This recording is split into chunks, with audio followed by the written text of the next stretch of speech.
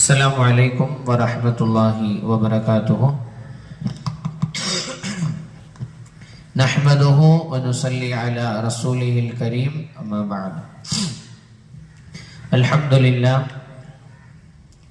நேற்றைய தினம் 76வது குடியரசு தின விழா நாடெங்கிலும் சிறப்பு வைக்கப்பட்டது. நம்முடைய பள்ளியிலும் கொடியேற்றி மக்கள் எல்லாம் திரளாக ஓரளவு கலந்து கொண்டிருந்தார்கள். நேற்று கூட பதிவு செய்த ஒரு விஷயம் என்னவென்று சொன்னால், நாட்களை கொண்டாடுவதை விட்டுவிட்டு அந்த நாட்கள் எதற்காக வேண்டி கொண்டாடப்படுகிறது என்ற அந்த விஷயத்தை எடுத்து ஒவ்வொரு மனிதரும் செயல்படுத்துவதற்கு நாடினோம் என்று சொன்னால் அது ரொம்ப உகப்பானதாக இருக்கும். வெறுமனே தாய்மார்கள் தினம் வரும் பொழுது தாய்மார்களுக்கு ஏதாவது கிஃப்ட் அனுப்புவதும் வாழ்த்து சொல்லுவதும் அல்லது வேறு தினங்கள் வரும் பொழுது அந்த தினங்களுக்குண்டான மகிமைகளை எல்லாம் உணராமல் அந்த நாட்கள்ல ஏதோ ஒண்ணு செய்யணும் அப்படின்னு செஞ்சுட்டு போறது அந்த விஷயத்தை எடுத்து செயல்படுத்துவதற்குண்டான அர்த்தம் அல்ல. அது நாட்களை கொண்டாடுவது, அந்த விஷயங்களை அல்ல. அந்த விஷயங்களை நாம் எடுத்து செயல்படுத்தினால் மட்டுமே அந்த விஷயங்களை நாம் விசேஷப்படுத்தியதாக அர்த்தம். அதுபோல நேற்றைய தினம் எல்லா பகுதியிலும் பரவலாக இந்த குடியரசு தினம் சிறப்பிக்கப்பட்டது. இந்த குடியரசு தினம், சுதந்திர தினம், இது போல எல்லாமே எதற்காக வேண்டி அந்த நாள் அப்படி கொண்டாடப்படுகிறது என்று சொன்னால், சமநீதியையும் சமூக உரிமையையும் நிலைநாட்டுவதற்காகத்தான். ஆனால் அது இருக்கிறதா என்று பார்த்தால் நாடெங்கிலும் கிடையாது. இஸ்லாமியர்களுக்கு ஒரு நீதி, மற்றவர்களுக்கு ஒரு நீதி, பணக்காரர்களுக்கு ஒரு நீதி, இப்படிதான் போய்கொண்டிருக்கிறது தவிர ஆட்சி அதிகாரத்தில் இருப்பவர்கள் ஏதாவது தவறு செய்துவிட்டால் அங்கே ஒரு நீதி. சம நீதி என்றைக்கு வருகிறதோ இந்த நாட்களை எல்லாம் கொண்டாடுவதற்கு அன்றைக்குத்தான் அர்த்தம் உண்டாகும். அதுவரை வெறுமனே நாட்களை மட்டும் கொண்டாடி கொண்டிருக்க வேண்டியதுதான் நம்முடைய தலைவிதி. ஆனால் மார்க்கம் இருக்கிறது, சம உரிமையை நிலைநாட்டுவதில் எவ்வளவு முக்கியத்துவம் கொடுக்கிறது தெரியுமா? அது யாராக இருந்தாலும் அவர்கள் நீதிக்கு முன் சமமானவர்கள் தான் என்பதை மார்க்கம் உணர்த்துகின்றது. இப்போ ஒண்ணு இல்ல, இந்தியன் கான்ஸ்டிடியூஷன் 32வது ஆக்ட் இதை தான் சொல்கிறது. ஆனா இந்த ஆக்ட் மட்டும்தான் அங்க இருக்கே தவிர அது ஆக்ஷன்ல இருக்கானா இல்ல. ஆக்டாக தான் இருக்கே தவிர ஆக்ஷன்ல இன்னமும் வரவே இல்லை. ஆனா வரலாற்றில் நடந்த ஒரு சம்பவம், உமர் ரலியல்லாஹு தஆலா அவர்களுடைய ஆட்சி காலத்திலே அப்பாஸ் ரலியல்லாஹு தஆலா நம்முடைய வீடு மஸ்ஜிது நபவிக்கு அருகாமையிலே ஒட்டி இருக்கிறது.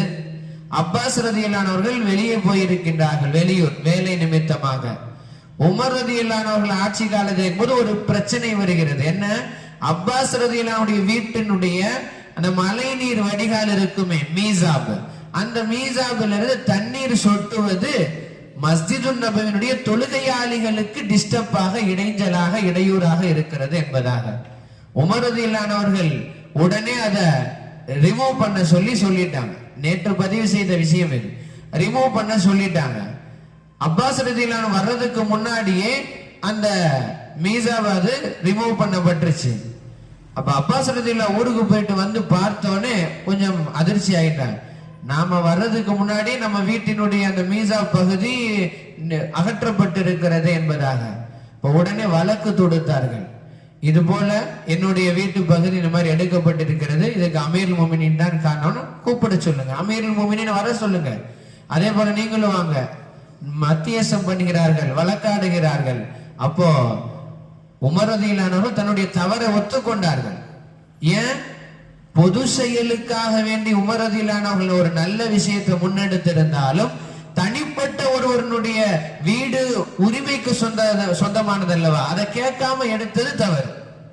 எனவே அதை எடுத்ததற்கு நீங்க பிராயச்சிதம் பண்ணணும், நீங்க கஃபாரா தேடணும் அப்படின்ட்டாங்க. உமர் ரலியல்லாஹு சொன்னாங்க, நான் எடுத்தது தவறுதான், அதற்காக அமீருல் முஃமினீனாக நான் இருந்த போதிலும் கூட என்னுடைய தோள்பட்டையின் மீது ஏறி நின்று நீங்கள் உங்களுடைய மீசாவை மீண்டும் வையுங்க அந்த இடத்துல அப்படின்னு சொல்லி உமர் ரலியல்லாஹு அவர்களும் சொல்லிட்டாங்க. அப்பாஸ் ரலியல்லாஹு ஏறி அதே மாதிரி செட் பண்ணிட்டாங்க. திருப்பியும் வீசா வைக்கப்பட்டு விட்டது. இறங்கின உடனே அப்பாஸ் ரலியல்லாஹு அவர்கள் சொன்னார்கள், உமர் அவர்களே தவறாக எடுத்துக் கொள்ளாதீங்க, இது ஒரு தனி மனித உரிமை மீறல், இது ரொம்ப தவறு. நாயகத்திடமிருந்து கற்றுக்கொண்ட பாடம் அது. சமநீதி எல்லோருக்கும் எல்லா நிலைமையிலும் தேவை. அதனாலதான் நான் இப்படி உங்களை வழக்காடு மன்றத்திலே கொண்டு வந்து நிறுத்தினேன் தவிர வேறு எனக்கு எந்த உள்நோக்கமும் கிடையாது. நான் இப்பொழுது சொல்கிறேன், என்னுடைய இந்த வீட்டை மஸ்ஜிது நபவிக்காக நான் அப்படியே கொடுத்து விடுகின்றேன் அப்படின்னு சொல்லிட்டு உடனே கொடுத்துட்டாங்க. எந்த அளவுக்கு சஹாபாக்கள் எல்லாம் உரிமை மீறல்களுடைய விஷயங்கள்ல அமீருல் மோமினீனாக இருந்தாலும் அவர்களுக்கும் உணர்த்தி காட்ட வேண்டும் என்று செயல்பட்டு இருப்பார்கள். அதே போல பெருந்தன்மையோடும் தங்களுடைய வீட்டையே அல்லாஹ்வுக்காக இறை இல்லத்திற்காக வேண்டி கொடுத்திருப்பார்கள். இதுதான் சமூக நீதி, இதுதான் சம உரிமை, மனிதர்களுடைய உரிமை மீறாமல் இருப்பது. இதெல்லாம் இஸ்லாம் வலியுறுத்தி காட்டுகின்றது. நாயகத்திடமிருந்த சஹாபாக்களும் அதுக்கு பின் தாபீன்களும் அப்படியே நம்முடைய மார்க்கம் இதைதான் சொல்ல வருகிறது. ஆனால் இதையெல்லாம் விட்டுவிட்டு நாம் நாட்களை மட்டும் கொண்டாடுவதில் எந்த விதமான பயனும் கிடையாது. வல்ல ரஹ்மான் இப்படிப்பட்ட சம நீதியை நிலைநாட்டக்கூடிய பாக்கியத்தை வல்ல ரஹ்மான் நம் அனைவருக்கும் தந்தல் புரிவானாக. சக மனிதர்களுடைய உரிமைகளை எந்த நிலைமையிலும் மீறாமல் கட்டுப்பாடோடு வாழ்வதற்கு வல்ல ரஹ்மான் தௌஃபீக் செய்வானாக. எதை பேசினோமோ எதை கேட்டோமோ அதன்படி அமல் செய்யக்கூடிய பாக்கியத்தை வல்ல ரஹ்மான் எனக்கும் உங்களுக்கும் நசீபாக்குவானாக. வாஹிரு தாவானா அனில் ஹம்துலில்லாஹி ரப்பில் ஆலமீன். அஸ்ஸலாமு அலைக்கும் வரஹ்மத்துல்லாஹி வபரகாத்துஹு. அல்ஹம்துலில்லாஹ், இன்றைக்கு நம்முடைய பள்ளியிலே மக்ரிப் தொழுகைக்கு பின்னால் மிஅராஜினுடைய பயான் நிகழ்வு நடைபெற இருக்கிறது.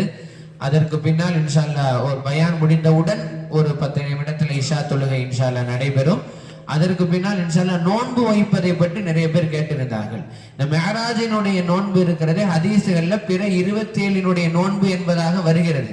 அன்றைய நாளில மேராஜ் ஏற்பட்டிருந்ததனால் மக்கள் புழக்கத்துல மேராஜ் நோன்பு ஆக்கிட்டாங்க. ஏன்னா மேராஜ் நோன்பு இப்படின்னு வந்திருக்கா ஹதீஸ்ல சில பேர் விதண்டாவாதம் பண்றாங்க. அப்படி வரல, இப்படி வந்திருக்கு, பழக்கம் இப்படி ஆயிருச்சு, அவ்வளவுதான்.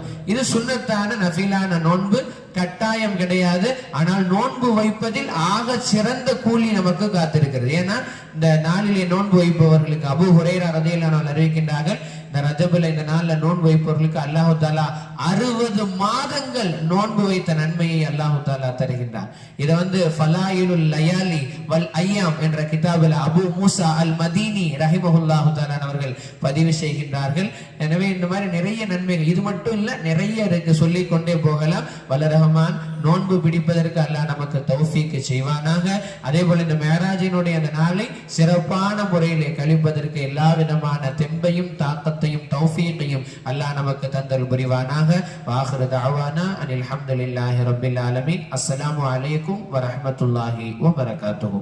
ஸல்லல்லாஹு அலா முஹம்மத் ஸல்லல்லாஹு அலைஹி வஸல்லம். ஸல்லல்லாஹு அலா முஹம்மத் ஸல்லல்லாஹு அலைஹி வஸல்லம். ஸல்லல்லாஹு அலா முஹம்மத். யா ரப்பி ஸல்லி அலைஹி வஸல்லிம்.